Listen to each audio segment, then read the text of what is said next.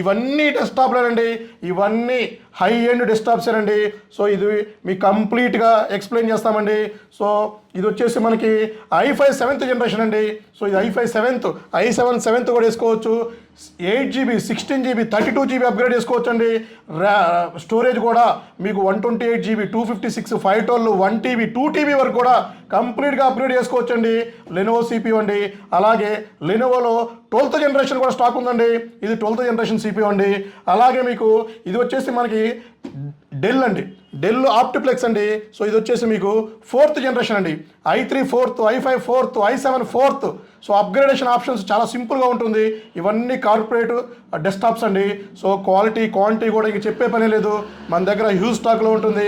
డెస్క్టాప్లు అయితే right no మన దగ్గర 2000 డెస్క్టాప్లు, 198 24 inches monitors, so 150 34 inch monitors కూడా మన దగ్గర ఉన్నాయి.